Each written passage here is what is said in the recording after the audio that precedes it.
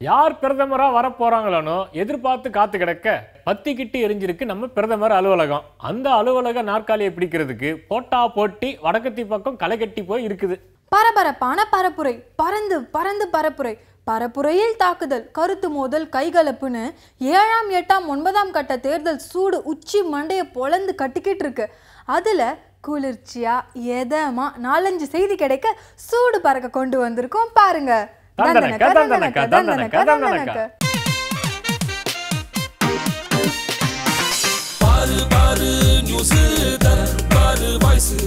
சொல்ல சொல்ல விரியும் நல்லாதானே புரியும்.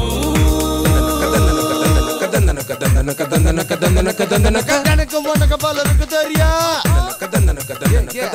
நல்ல செய்தி, கொள்ளை செய்தி, கொலை செய்தி, கொள்ளை செய்தி, நாட்டு செய்தி, வீட்டு செய்தி, நாலாபுரம் நடத்தும் செய்தி.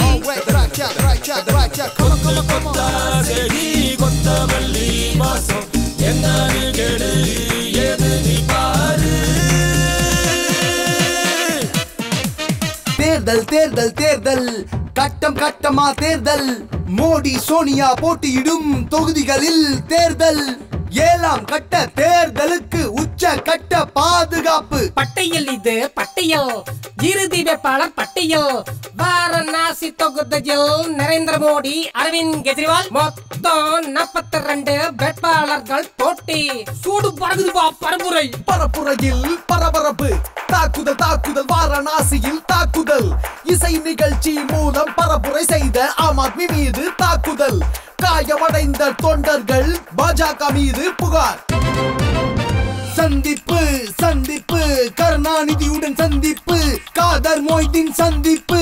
மதசார்பற்ற அரசு அமைய திமுக எடுக்கும் முடிவுக்கு முஸ்லிம் லீக் ஆதரவளிக்கும். சந்திப்புக்கு பின்னே இந்திய யூனியன் முஸ்லிம் லீக் பேட்டி.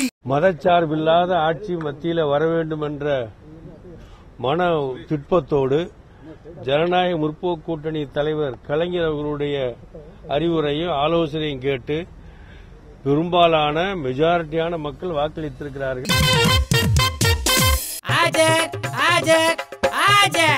போன வருஷம் நடந்த மாமல்லபுரம் சித்திரை விழாவில் வன்முறை பேச்சு, ராமதாஸ் மீது வழக்கு.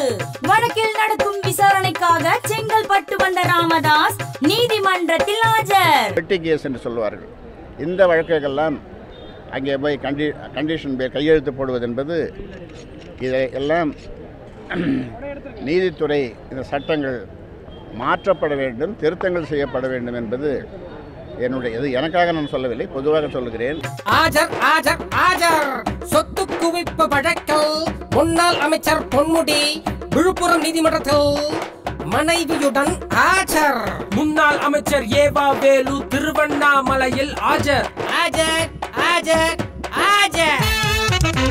தலைநகர் டெல்லியில் தீ, பிரதமர் அலுவலகத்தில் தீ, திடீர் தீ விபத்தால் பாதிப்பு எதுவும் இல்லை. பிரதமர் அலுவலகம் தகவல். சூப்பரான செய்தி, நம்ம செய்தி. ரிசல்ட் வரும் முன்பே வெற்றி பெற்றதாக நன்றி தெரிவித்து போஸ்டர் அடித்தால் வேட்பாளர் மீதும் வழக்கு பதிவு செய்யப்படும் என தமிழக தலைமை தேர்தல் அதிகாரி பிரவீன்குமார் எச்சரிக்கை விடுத்துள்ளதாக காஞ்சிபுரத்து போஸ்டரை தேடுகிறார் நமது தேர்தல் ஆணைய செய்தியாளர். திருமங்கலத்தில் தேர்தல் விதியை மீறிய அமைச்சர் ராஜேந்திர பாலாஜி மீது இபிகோ செக்ஷனில் வழக்கு பதிவு செய்யப்பட்டுள்ளதாக மீசையை முறுக்குகிறார் நமது ரப்பர் ஸ்டாம்ப் செய்தியாளர். எதிர்கட்சி எதிரி கட்சி எல்லாம் கோரிக்கை மேல கோரிக்கை வைத்தோம். வெளிநாட்டு வங்கியில் கருப்பு பணத்தை பதுக்கி வைத்துள்ளவர்கள் மீது இதுவரைக்கும் நடவடிக்கை எடுக்காத மத்திய அரசு, ஜெர்மனி வங்கியில் மொத்தம் 18 பேர் கணக்கு வழக்கு இல்லாமல் கருப்பு பணத்தை பதுக்கி வைத்துள்ளனர் என்று மூடி முத்திரையிட்ட கவரை மத்திய அரசு உச்சநீதிமன்றத்தில் தாக்கல் செய்துள்ளதாக திவாலாகிறார் நமது தேர்தல் செய்தியாளர். ஆந்திர முதல்வர் ராஜினாமாவை தொடர்ந்து குடியரசுத் தலைவர் ஆட்சி அமலில் இருக்கும் வேளையில் ஆந்திர சட்டசபையை அதிகாரப்பூர்வமாக கலைத்துவிட குடியரசுத் தலைவர் பச்சை கொடி காட்டிவிட்டதாக ஆளில்லாத சபை செய்திகளை அள்ளிவிடுகிறார் நமது ராஜ்பவன் செய்தியாளர். ரூபாய் 2400 கோடி வரி ஏய்ப்பு செய்ததாக தமிழக அரசு தொடர்ந்த வழக்கில் நோக்கியா நிறுவனம் ரூபாய் 240 கோடியை 8 வாரத்திற்குள் கட்டுக்கட்டாக எண்ணி வைக்க உயர்நீதிமன்றம் உத்தரவிட்டுள்ளதாக செல்போனில் சினுங்குகிறார் நமது நீதிமன்றத்தை நோக்கிய செய்தியாளர். வேகாத வெயிலில அனல் காத்து அடிச்சு கிளப்ப தேர்தல் களம் இன்னும் சுட்ட கிளப்பிருச்சு. அதுல மூன்றாவது முறையாக தாமரை கட்சியை தோற்கடித்து மீண்டும் கைக்கட்சி ஆட்சி அமைக்கும் என்று சோனியா காந்தியின் அரசியல் பிரிவு செயலாளர் அகமது பட்டேல் அள்ளிவிட, காங்கிரஸ் கட்சியே ஒரு பொய்யான கட்சி, புழுகு மூட்டைகளை கட்டி தப்பு தவறா அடுக்கடுக்க அவிழ்த்துவிட்டு தேர்தல் அறிக்கை என்று ஏமாற்றி வருகிறது என்று பாஜகவின் பிரதம வேட்பாளர் நரேந்திர மோடி காட்சி எடுக்க, நரேந்திர மோடியை பார்த்தால் கசாப்பு கடைக்காரன் கூட வெட்கப்படுவான், அப்படிப்பட்டவர் எப்படி பிரதமர் நாற்காலியில் உட்கார முடியும் என்று பீகார் மாநில முன்னாள் முதல்வர் லாலு கேள்வி மேல் கேள்வி கேட்க, மக்கள் மத்தியில் நம்பிக்கையான தலைவராக இருக்கிற ஒரே அரசியல் தலைவர் மோடி மட்டும்தான் என்று அத்வானியின் தவ புதல்வரான ஜெயந்த் அத்வானி ஜிங் சாங் சால்ரா தட்ட, மோடியின் சுற்றுப்பயணத்திற்கு பணம் செலவு செய்ய அதானி குழுமம் ஒன்றும் ஏடிஎம் மிஷின் அல்ல, ராகுலும் பிரியங்காவும் தவறான தகவலை தவறான ஆட்களிடம் கேட்டு பேசி வருகின்றனர் என்று தொழிலதிபர் அதானி மறுப்பு தெரிவித்து பேட்டி கொடுக்க, தனி தெலுங்கானா அறிவித்தால் கட்சியை கலைத்துவிட்டு காங்கிரஸில் சேருவேன் என்று கூறிய சந்திரசேகர ராவ் ஹைதராபாத் திரும்பியதும் ஆள் மாறிவிட்டார், காங்கிரசுக்கு துரோகம் செய்துவிட்டார் என்று ஆந்திர காங்கிரசின் நடிகை விஜயசாந்தி வெளுத்து வாங்க, சோனியா அளவுக்கு ராகுல் ஒருத்தான ஆளா தெரியல, அவங்க அம்மாவை போல ராகுல் இன்னும் பக்குவப்பட வேண்டும், ஆனாலும் கைக்கட்சி ஆட்சி அமைத்தால் ஆதரவு கொடுக்க தயார் என்று தெலுங்கானா ராஷ்டிரிய சமிதி கட்சி தலைவர் சந்திரசேகர ராவ் குழப்பி தள்ள, மோடிக்கு எதிராக சோனியா வாரணாசியில் பரப்புரை செய்யவில்லை, ராகுலுக்கு எதிராக மோடி அமேதியில் பரப்புரை செய்யவில்லை, ரகசிய ஒப்பந்தம் போட்டு பாஜகவும் காங்கிரசும் கைகோர்த்து நிற்கின்றன என ஊரா அடிப்படும் செய்தியில் அடிப்படும் ஆம் ஆத்மி அரவிந்த் கெஜ்ரிவால் போட்டு உடைக்க, மிச்சம் சொச்சம் இருக்கிற 3 கட்ட தேர்தலை களைகட்டி போயிருக்கிறது என தொகுதி வாரியா பிரித்து மேய்கின்றனர் நமது பகுதி வாரியான செய்தியாளர்கள் என்று கூறிக்கொண்டு நாங்களும் அடுத்த கட்ட செய்திக்கு தாவுகிறோம். பேரன்பு கொண்ட பெரியோர்களே, தாய்மார்களே, சகோதர சகோதரிகளே, கூட்டம் கூட்டமா கூடியிருக்கும் அன்பார்ந்த வாக்காள பெருங்குடி மக்களே, உங்கள் பொன்னான வாக்குகளை அப்படின்னு வாயை திறந்து பேச ஆரம்பிச்சாலே தெரிச்சு ஓடுற திருவாளர் வாக்காளர்களை பார்த்திருக்கோம். ஆனா இந்த காரசாரமான ஆந்திராக்காரங்க கொஞ்சம் வித்தியாசமானவங்களா இருப்பாங்க போல. தெலுங்கானா வேணும் வேணான்னு மல்லு கட்டிட்டு இருந்தவங்க இப்போ பிரச்சாரத்துக்கு வந்தவங்க மேல முட்டை, செருப்பு, கல்லு, மண்ணுன்னு தினுசு தினுசா வீசி தாக்குறாங்களா? தலையில ஹெல்மெட் போட்டுட்டு வாங்க, நாமளும் ஓரமா போய் அங்க என்ன நடக்குதுன்னு பார்த்துட்டு வருவோம். ஆந்திர பிரதேச அரசியலே ஒரு அதிரி புதிரி அரசியல் தான். தெலுங்கு சினிமா பார்த்துருக்கீங்களா? ஓவர் சென்டிமெண்ட், ஓடுற ரயில ஒத்த கையில நிப்பாட்டுற சிரிப்பு ஹீரோக்கள், கலர் கலர் பொடி தூவ கலக்கல் டான்ஸ், சவடால் punch dialogues. Don't trouble the trouble. If you trouble the trouble, trouble troubles you. I'm not the trouble. I'm the truth. I'm the truth. I'm the truth. மண்டை காய வைக்கிற மசாலா நடி. இது மாதிரி தாங்க ஆந்திர அரசியலும். சந்திரபாபு நாயுடு செம சண்டைக்காரன் ஆயிடும். இப்போ பாஜகவோட பங்காளி. ஆனா தெலுங்கு தேசத்துக்கும் பாஜகவுக்கும் கூட்டணி முடிவாகிறதுக்குள்ள அவரோட டங்குவாறு அருந்து டார்டாரா தொங்குச்சு. பல சுத்து பேச்சுவார்த்தை முடிவுல ஒரு வழியா கூட்டணி முடிவாச்சு. பிரச்சாரத்துக்கும் கிளம்பி போனாரு நாயுடுகாரு. தெலுங்கானாவை பிரிக்க கூடாதுன்னு சிரமப்பட்டு செரசாசனம் பண்ணினவரு தெலுங்கானா பக்கம் பிரச்சாரத்துக்கு போகலாமா? ரத்த பூமி மாதிரி இது முட்டை பூமின்னு நிரூபிச்சுட்டாங்க தெலுங்கானாக்காரங்க. அடிலாபாத் மாவட்டம் பெள்ளம்பள்ளியில் நாயுடு பிரச்சாரம் பண்ணினப்போ முட்டைய வீசியிருக்காங்க. சட்டை கிழிஞ்சிருந்தா தச்சு உடுத்திடலாம், முட்டை உடைஞ்சிருச்சே எங்க முறையிடலாம்னு தாடிய தடவிக்கிட்டே சோகப்பாட்டு பாடுறாரு நாயுடு. அப்பா அடி வாங்குறதுக்கு முன்னால மகனும் மானாவாரியா அடி வாங்கினாரு. நாயுடுவோட மகன் லோகேஷ் தெலுங்கானா பகுதியான வனப்பருதிங்கிற இடத்துல வாக்காள பெருமக்களேன்னு பிரச்சார மைக்க பிடிச்சாரு. எங்க அப்பா டெவலப் பண்ணினது ஐடி கம்பெனி, சந்திரசேகர ராவ் கட்சியோ லூட்டி கம்பெனின்னு எதுகை மோனியா பேசியிருக்காரு. வந்துச்சே கோபம் தெலுங்கானா ராஷ்டிரிய சமிதிக்காரங்களுக்கு. பீர் பாட்டில்களையும் மாங்காய் பிஞ்சுகளையும் எடுத்து வீசியிருக்காங்க. அது மட்டும் இல்லாம கூட்டணி கட்சியான தாமரை கட்சியை நிறுத்தி இருக்கிற வேட்பாளர்கள் ஜெயிக்கிறது சந்தேகம்னு மேலிடத்துக்கு போனை போட்டு பேசினாரு சந்திரபாபு நாயுடு. இப்போ அவருக்கு ஒரே ஆறுதல், நடிகர் பவன் கல்யாண சந்திச்சு ஃப்ரெண்ட்ஷிப் பாட்டு பாடி இருக்கிறது தான். ஜனசேனான்னு புதுசா ஒரு கட்சியை தொடங்கி களமிறங்கி இருக்கிற பவன் கல்யாண் என்னோட கட்சி ஜனசேனா இல்ல மோடி சேனான்னு செம்ம பஞ்சு பேசியிருக்காரு. இவரு வேற யாரும் இல்லைங்க, மெகா ஸ்டார் சிரஞ்சீவியோட தம்பிகாரு. அண்ணன் சிரஞ்சீவி காரு காங்கிரஸுக்கு ஓட்டு கேட்டுட்டு இருக்கிறப்போ தம்பிகாரு தாமரையோட கூட்டு. இப்படி அரசியல்ல அண்ணன் தம்பி சண்டை ஓயவே ஓயாது போல. மத்திய சுற்றுலாத்துறை அமைச்சரான சிரஞ்சீவி இப்போ சூறாவளி சுற்றுப்பயணத்துல. சீமாந்திரா பகுதி காங்கிரஸ் பிரச்சார குழு தலைவரும் இவர்தான். தெலுங்கானா பிரிஞ்சதுக்கு காங்கிரஸ் மட்டும் காரணம் இல்ல, எல்லா கட்சிகளும் தான் காரணம்னு சீமாந்திராவில அசடு வழிஞ்சிருக்காரு அமைச்சர் காரு. மசூலிப்பட்டினம்ங்கிற இடத்துல பேசும்போது மோடி ஹிட்லர் மாதிரி, அத்வானி மாதிரி சீனியருக்கே அல்வா கொடுத்தவர்னு சிரஞ்சீவி பேச கோபப்பட்ட பாஜக காரங்க முட்டைகளை வீசியிருக்காங்க. ஆந்திராவில் முட்டை அவ்வளவு சீப்பாவா விக்குது?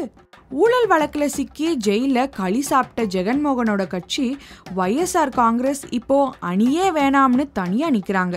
ஆந்திராவை பிரிக்க கூடாது, தெலுங்கானாவை அமைக்க கூடாதுன்னு ஃப்ளைட் பிடிச்சு வந்து ஜெயலலிதாவையும் கருணாநிதியும் சந்திச்சு கோரிக்கை கும்பிடு போட்டவர் இப்போ சீமாந்திரா பகுதி மட்டும் இல்லாம தெலுங்கானாவிலையும் வேட்பாளரா நிறுத்தினவர்.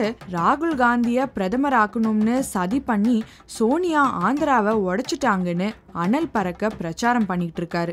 ஆந்திர காங்கிரஸ் முதல்வரா இருந்து தெலுங்கானா பிரிவினைக்கு எதிராக ராஜினாமா பண்ணின கிரண்குமார் ரெட்டி ஜெய் சமக்கிய ஆந்திரான்னு ஒரு கட்சி ஆரம்பிச்சு அவர் ஒரு பக்கம் பிரச்சாரம் பண்றாரு. பிரச்சாரத்துக்காக ஆந்திரா வந்த சோனியா தன்னோட பேச்சுல தெலுங்கானா ராஷ்டிரிய சமிதி தலைவர் சந்திரசேகர ராவை வானிலையில போட்டு வருத்துட்டாங்க. சும்மா விடுவாரா ராவ்? அவரும் பதிலுக்கு ராவ ஆரம்பிச்சிட்டாரு. இப்போ ராவ் அவரோட மருமகன் ஹர்ஷிஷ் ராவ் மீது சொத்து குவிப்பு வழக்கு பாஞ்சிருக்கு. சினிமாவில் சும்மா பறந்து பறந்து சண்டை போட்ட விஜயசாந்தி ஆரம்பத்துல சந்திரசேகர ராவோட கட்சியில தான் இருந்தாங்க. ஆனா இப்போ கை கட்சி வேட்பாளர். ராகுல் காந்தி சும்மா இல்லாம ஒரு மேடையில தெலுங்கானாவின் முதல்வர் பெண்ணாகத்தான் இருக்கணும்னு பேசிக்கிட்டு போக அது விஜயசாந்தியா ஜெயசுதாவான்னு இப்போ பட்டிமன்றமே நடக்குது. இது போக நம்ம செம்பருத்தி ரோஜாவும் YSR காங்கிரஸ் சார்பா நகரி தொகுதியில போட்டிடுறாங்க. ஆக மொத்தம் ஆந்திரா, தெலுங்கானா, சீமாந்திரான்னு நம்ம ஆந்திரா மெஸ் சாப்பாடு மாதிரி ஏகப்பட்ட காரத்தோட போயிட்டு இருக்குங்க பாலிடிக்ஸ். கல்வீசி தாக்குதல், மண்வீசி தாக்குதல், செருப்பு வீசி தாக்குதல், முட்டை வீசி தாக்குதல், தக்காளி வீசி தாக்குதல், மை வீசி தாக்குதல், பெப்பர பெப்பர பெப்பர பெப்பரன்னு மிளகு பொடி ஸ்ப்ரே அடித்து தாக்குதல். இப்படி மாறி மாறி நடக்கிற தாக்குதலை கூட சமாளிச்சலாம். இந்த வாய்ஜாலத்தால துள்ளி விளையாடுற நம்ம ஊர் அரசியல்வாதிங்க, சினிமாக்காரங்க, வீரதீர விளையாட்டு வீரருங்க, இவங்க பேச்சதான் சபா கேட்ட முடியல. ஆளுக்கு அங்கங்க மைக் கிடைக்குதுன்னு அள்ளி விடுறாங்க பாருங்க.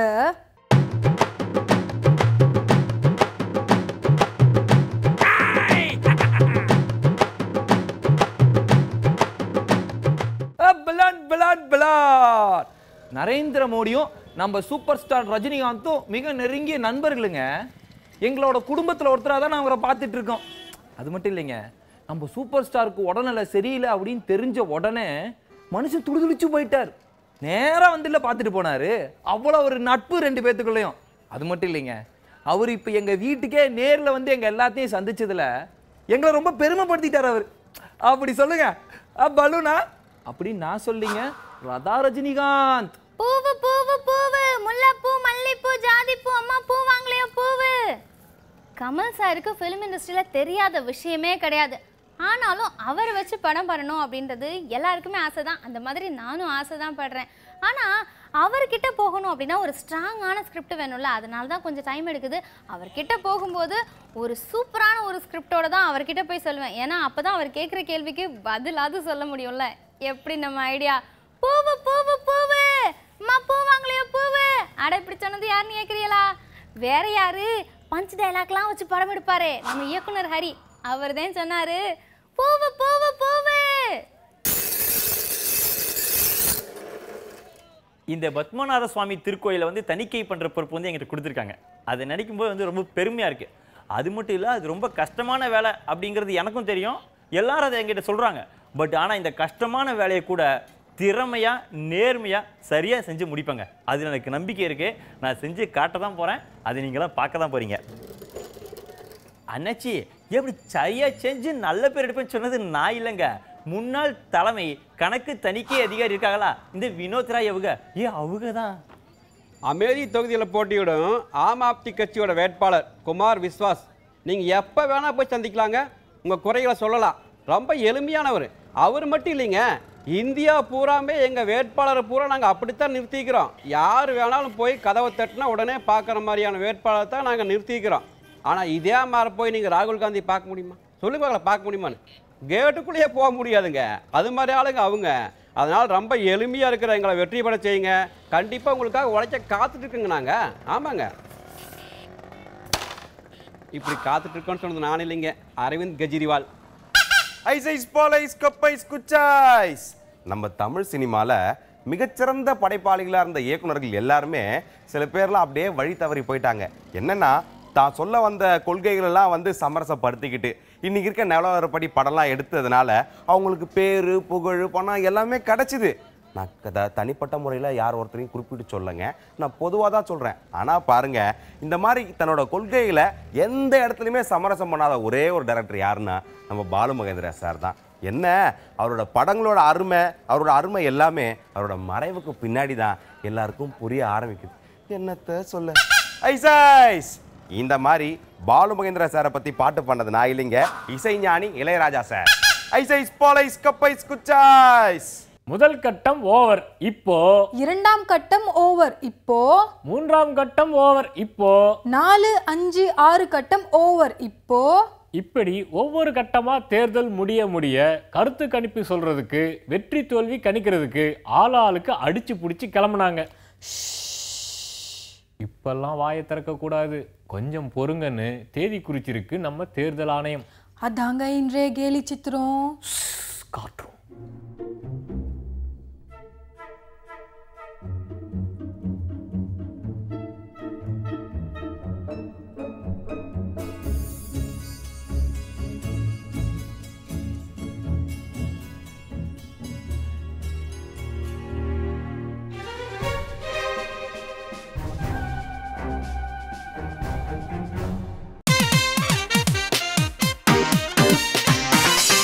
ஆஜர் ஆஜர் ஆஜர்னு ஆஜர் மேல ஆஜர் போட்டு அரசியல் கட்சி தலைவர்கள் நீதிமன்ற வாசல்படி ஏறி இறங்கின செய்தி.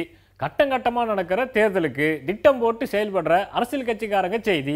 உக்கிரமாயிட்டு இருக்கிற உக்ரைன் நாட்டு செய்தி, கொதிச்சு போய் இருக்கிற கொலம்பியா நாட்டு செய்தி, உங்க வீட்டு செய்தி, எங்க வீட்டு செய்தி, தெரு தெருவா நடக்கிற சின்ன சின்ன செய்தி, எல்லா செய்தியும் நல்லா பார்த்திருப்பீங்க. இன்னும் பல சுவையோட அகில உலக செய்தி, தேசிய செய்தி, மாநில செய்தி, மாவட்ட செய்தி, வட்ட செய்தி, சதுர செய்தி, முக்கோண செய்தி, எல்லா செய்தியும் வரிசையா வண்டி கட்டி வரப்போகுது. அதனால அடுத்த பேப்பர் தோசையை கண்டுகளிக்க தயாரா இருங்க. சூப்பரான செய்தி, நம்ம செய்தி.